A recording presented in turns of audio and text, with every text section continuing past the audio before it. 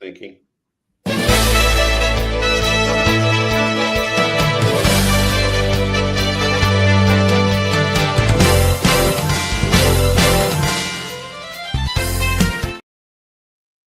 Linda, how you doing? I'm doing fabulous. How you doing, Sam? I'm excellent. It's been a hot minute since we've been on. You've been in Florida for a couple weeks, Yeah, yeah. and now you're back in Denver. How's the weather? You know what? I love Denver. It's a little chilly this morning, but we're going to be almost 60 today, and I'll take that for December. There you go. We're not to 60 yet, and everybody down here is freezing to death, and you guys are having a hot spell. That's why one of the reasons I love living here is because we warm up in between Yep, yep. all the weird stuff. So it is definitely a good deal. Yeah. Not to You turn know, it off. the weather is it's a person's perception is definitely their reality, right? When you Right. stop to think about it, we're at 57, whereas where you're at or in where my grandson's at in Cheyenne, 57 would be it's warm. It's warming up, and Yeah. but yet down here, I guarantee if you go downtown Tampa today, you will see people with the big fur hats on, Uggs, and big heavy overcoats. Guarantee it. I didn't think any of y'all had all that down Yeah. there. Oh yeah. Oh yeah. You can order anything on Amazon, right? That's But true. That's true. I went out this morning. I don't remember. It was 73 in the house when we got up this morning, and I can't remember what it was when I went outside. But it was a little chilly. But then again, as your blood thins out, and then I'm on blood thinners, so you feel the chill in the air. Right. But I laugh at myself every time I look at that and see 57, and I'm thinking it should be just fine. But I'm not in Wyoming anymore. And you know what I noticed is kind of weird. We keep our house in the winter around 72 degrees, and then we let it down to 68 at night. And then in the summer, we keep it warmer just to save on the air conditioner working overtime. But 72 air conditioning feels different than 72 heat. Absolutely. And 72 air conditioning is running you out because it's cold. that's the weird thing because it should be the same. It's 72, Yeah. right? Right? Yeah. But Yeah, I know. it's different. And like I spent my time in Florida not because it was cold outside. I thought it was beautiful outside. I would run outside and even if the sun wasn't out, I was sitting out there getting warm because I'm not used to the humidity. Yeah. I'm not used to cold blasting like it has. I mean, the air conditioners work much harder there. Yeah. Mm-hmm. And so I'm bundled up the whole time and everybody else is running around, and then when I go outside, so I was dressed in layers just like I would if I was here. But it feels different. And, I had to close the vent in my room because it was blowing on the bed and I couldn't get enough, Yeah. And it's actually easier to be hot than it is to be too cold. Yeah. Yeah. Because when you're too cold, you're like this. Yeah. And Everything tenses up. Yeah. And the flight home, when I left yesterday, it was raining, which is fine. I don't mind the rain. But then the airport was freezing and the airplane was freezing. Yeah. And I was looking around and everybody had their vents shut off and it was still so cold. Wow. And I thought, this is nuts. So by the time it was a 5-hour flight. By the time I landed, it was crazy. But, I dress for that. I mean, I literally, I've got the jacket. I take all that with me. People looking at me like I'm crazy because I'm in Florida and I've got my boots on. Yeah.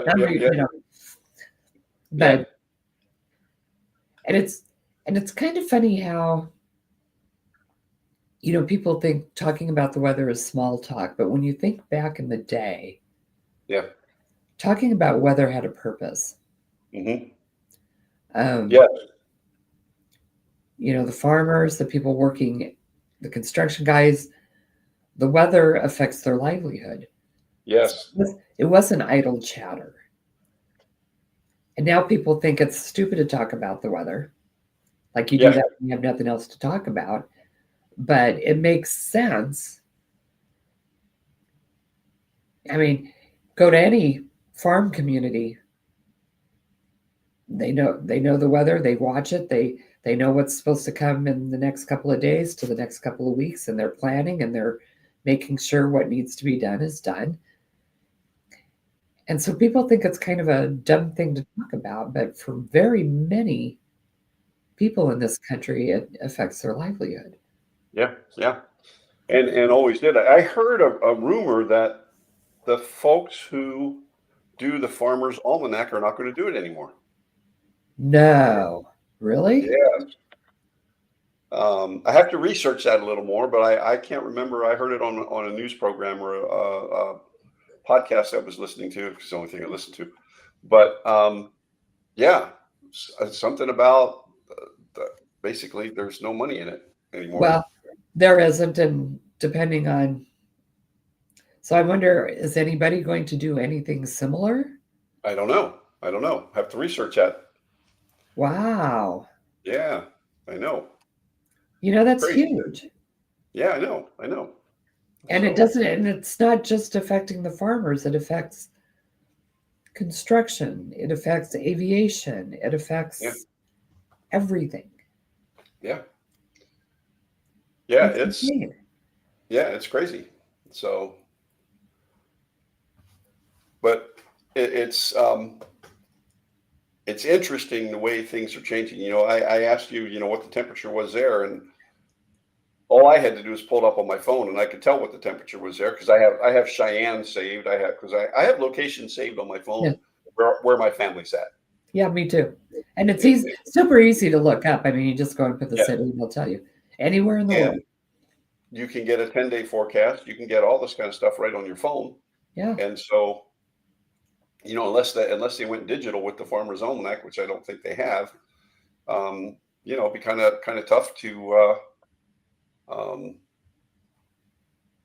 sell the books, I guess.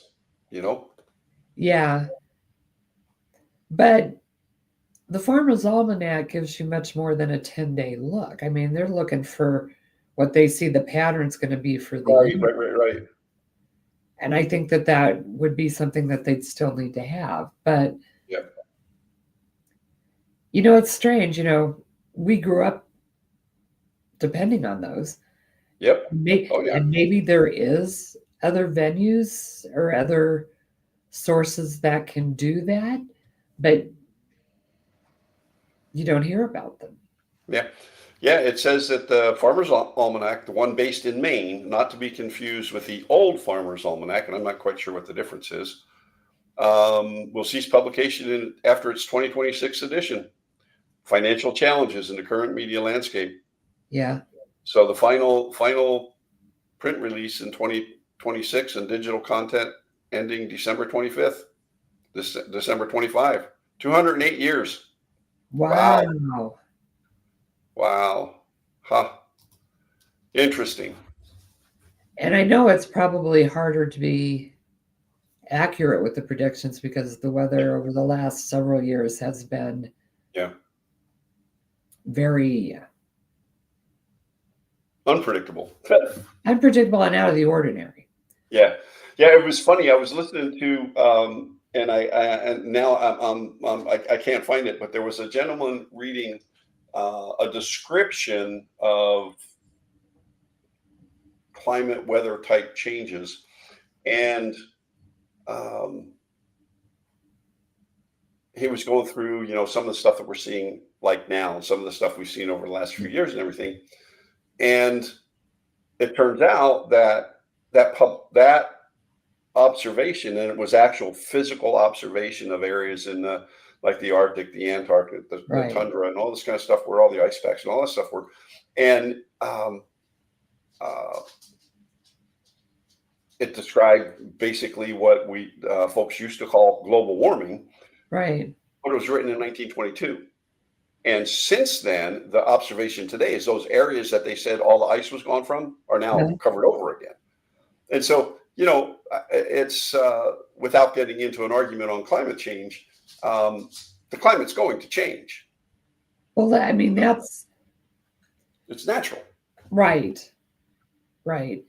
And we could be, instead of hitting the ice age, maybe it's the burn phase Yeah, of yeah, the earth. I mean, you look, the volcanoes in Hawaii are extremely active right yes, now. yes. I saw that yesterday. Yeah, Um, you're seeing horrific wildfires in places you never even think about. I don't think about Greece burning. no, no, You don't think about Europe catching fire, but right? yeah, it's really Yeah. kind of So, weird. so it's weather conversations, like you say, used to be very, very important, and now we kind of you're just making small talk, but really it affects just about everything. I mean, it's been cold and wet here in Tampa. We had over the weekend, we had what the port calls a fog day, which means the ships didn't come in. They Right. set 12 miles off and in international waters and sat there all day. And so everybody was like, so it affected everything. Everything from what time the ships got in to people getting on the ship. The traffic was horrendous. Plus, there was a hockey game that night. And the arena is within walking distance to the Port Tampa Bay. And so the weather affected everything, but there was no conversation about it in the previous days leading up to it, Right. even though it was somewhat predicted. Yeah. Because they're But not when we letting look, them. They're not yeah, letting them talk. right. Um, And I guess the best thing about the weather in this last week was Monday. It was beautiful here. We had bought our grandson Liam and his mom and dad tickets to Legoland. He loves Legos. Legoland. Yeah. Yes. And so he went, they went on Monday, and there were so few people in the park that they rode one roller coaster like 5 times in a row. How fun.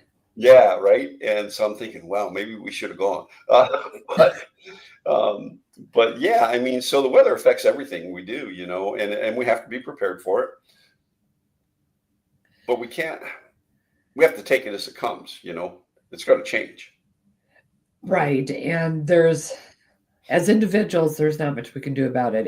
No, As a collective, there are things we can do to try to help yeah, mitigate. But right, the biggest thing is being prepared. yeah, yeah, And, I grew up in eastern Nebraska.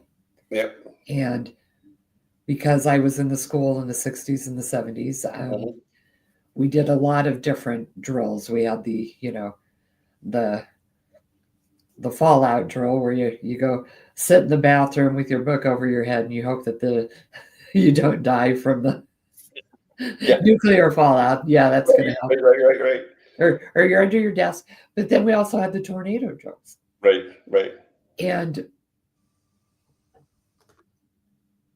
it's amazing how even that part of it has changed, because in Nebraska they follow pretty much a direction. Hmm. Now I'm in Colorado, I'm in Denver, and I'm in the foothills, and tornadoes out here behave very differently. Yeah, And when we first moved out here and they were coming in from the other direction, I'm like, that they don't come from the east where I'm from. That's not normal. right, right, right, right. And they come 3 times. They come down the mountain, get sucked Mhm. back up, and they come down again. Yes, yes, yeah, yeah. It's kind of funny. It's and here we have the hurricanes, Yes. and I get a kick out of it um,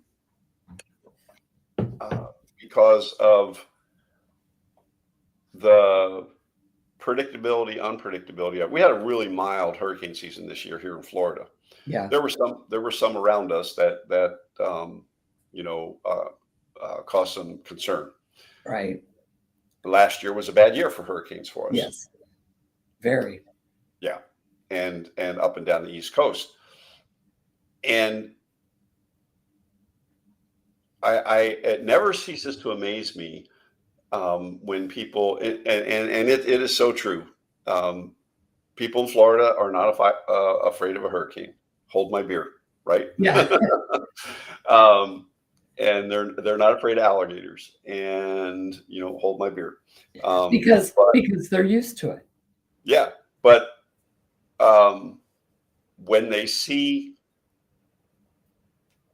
I'm trying to be, I can't. There's no way to be politically correct or tactful in this situation, but when they see a bunch of Northern and Canadian license plates, Yeah. that's when we get worried. um, and it's everybody says the drivers from this state are bad, drivers from that state are bad, or this, that, and the other. It's just that when people are only down here for a couple months out of the year, they don't know how to drive down here, right? Every area of the country drives a little bit differently. Well, there's the local rules, and then Yep. Yeah, it's just different. yeah, it And is. It is. But there's only it's a funny few when, places that I refuse to drive. Chicago's one of them, and yeah. Boston's the other. Where's that? Boston. Oh, yeah. Yeah. I I made that mistake I can once. be a very aggressive driver, but that's just a little beyond my Yeah. tolerance level. We flew into Boston one year to visit some family up there and to see the area, and we had a rental car because we were going to go drive all the way down to Philly, and uh, I drove out to my sister's place, and I said, "Well, this is what we want to do," and they said, "Oh no, you don't want to drive in Boston," and so we took the MTA, and Yeah. so you can go anywhere on that. Yeah. I was amazed, but the silly part about it is we're right downtown Boston, where all the historical stuff is and everything else, and if you doubt the founding fathers and their faith beliefs and all that kind of stuff, you just need to go to Boston, Philly, all those places where all the historical stuff, and you'll see. Anyway, we walked from downtown Boston all the way out to a place called the No Name Restaurant. Oh, okay.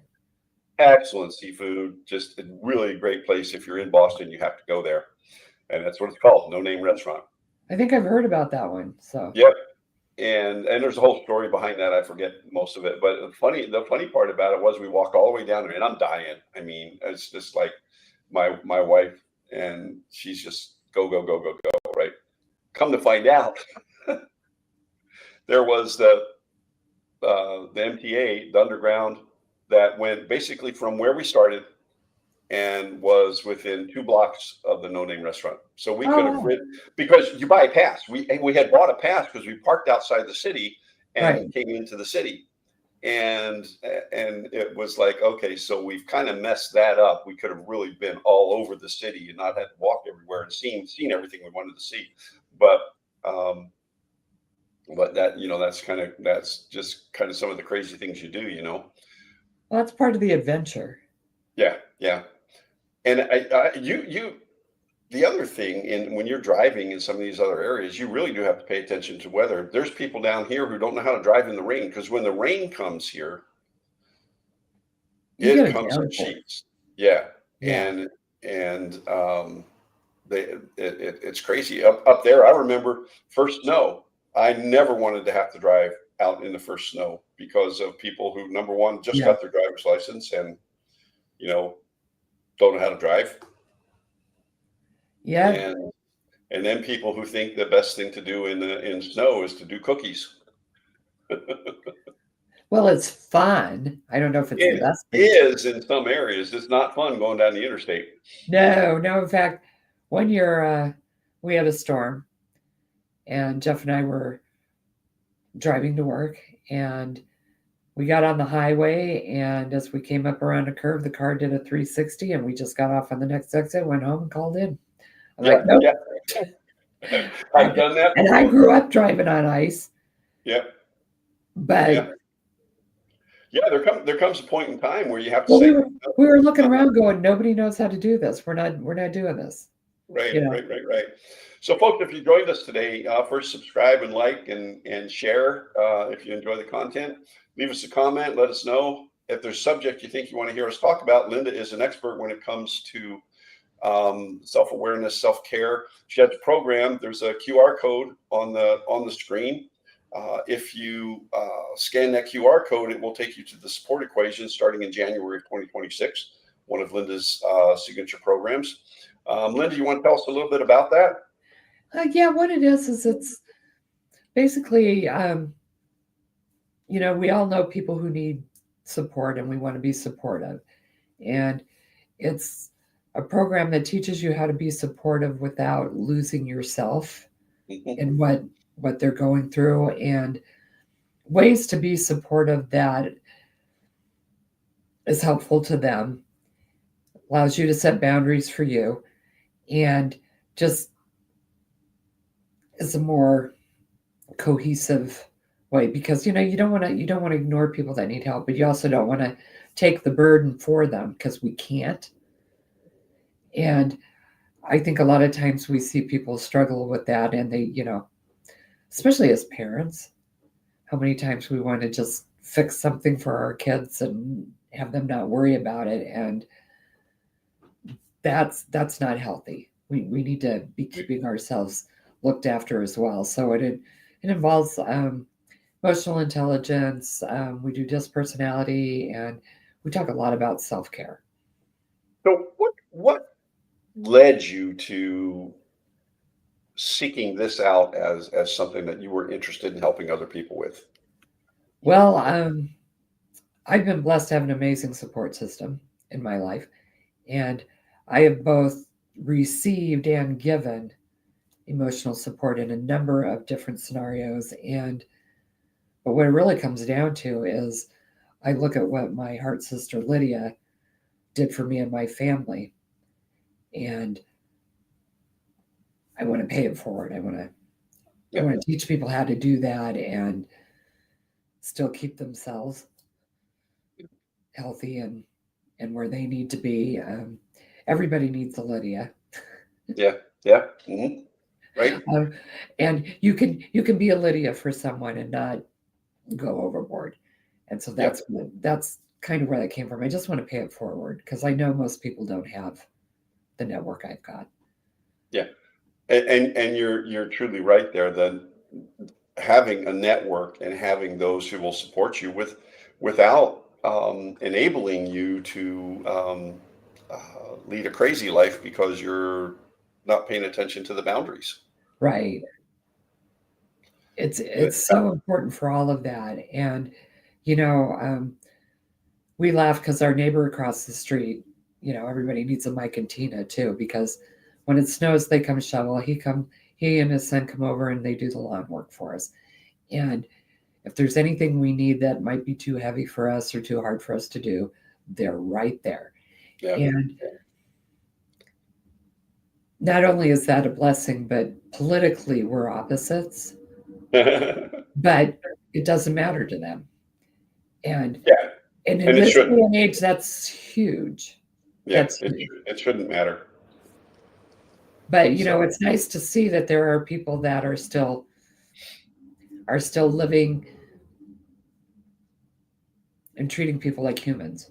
Mm-hmm. Mm-hmm. Yeah, I look at the time frame that both of us actually grew up in. You go through the 60s and 70s, and you had a few radicals on this side and that side, and I remember some of the Vietnam War protests and things like that. Yeah. And I have I've lost some friends there, and I know a lot of folks who've been and they're suffering with all sorts of things. But at that point in time, whichever side of the spectrum you were on, you could talk about it. There wasn't there wasn't the irrational thought process that is prevalent today. And to me, the conversation is what's been missing in most of our lives. And when you need support, you need to be able to talk. You need to be able. But sometimes you just need somebody who's going to sit there and listen. You don't necessarily need advice. And that's not what you do. No, it's not advice. I teach people how to be an ear and a shoulder, Yep, yep, but do it within safe boundaries yep. Hmm. because that's really what most people want. Hmm. Hmm. And even if your background and your job gives you license and gives you the ability to advise, if they're not coming to you for advice, don't. If they just need, and I think that's one of the most important things we need to ask is, Yep. um, I love how Brene Brown puts it. What does support look like for you right now? And that's huge because, again, we need to remember that it's not about us. We're there to serve, and we need to be able to serve in the capacity that they are able to receive it. Right, right. And so, just so you know, folks, if Linda and I have been a good support system for each other, but I can tell you, when Linda asks me, "What do I need?" I know what she's asking, right? And because she has been a support, and sometimes it's just prayer, sometimes it's just an ear. Um, but between the two of us, when we work together like this, we have boundaries and we don't cross them. Right. And it's so important just for your own mental health and well-being Yes, to yes, be absolutely. good with those boundaries. And where we find it hard to enforce those and to stay with them is when we're dealing with family and very close friends. Yes, yes. And you still need to have those boundaries. Yep. Because, and the way I kind of coach it, I would love to say, do it for yourself, for your own mental health and well-being. But for many people, they put themselves last so often that doesn't get through. Right, right. So then think about the consequences of what happens if you overdo Yep. and you're not available to do the things you're doing right now. What Right, happens? What happens to everybody? Who takes care of the kids, the right, spouse, the right. parents you're looking after? What happens if you own it? And I know from experience, what happens when you're a solopreneur and suddenly you're out for 8 weeks? Yep. You know, Yep. if you're not working, you're not getting paid, right? Right. Exactly. Exactly. And we need to remember then that self-care isn't selfish. It's Mhm. essential because if you won't do it for yourself, do it for your family, do it for your business, do it for your loved ones, do it for whoever it is that you're putting yourself out for. Mhm. Yeah. Because unless you Absolutely. have a backup plan, and God forbid something, you pass, Right. then what? There's no going back and fixing it later. No, no, there's not. So we started talking about the weather. What's the weather like in your mind today? Is it snowing? Are you freezing people out? Um, are you bringing sunshine into people's lives? Um, we create our own weather Yeah. in relationships. Anybody who's been in a relationship knows it can be warm and cuddly, or it can be cold and icy. Or it can be a tornado. Yes. And we just have to remember that,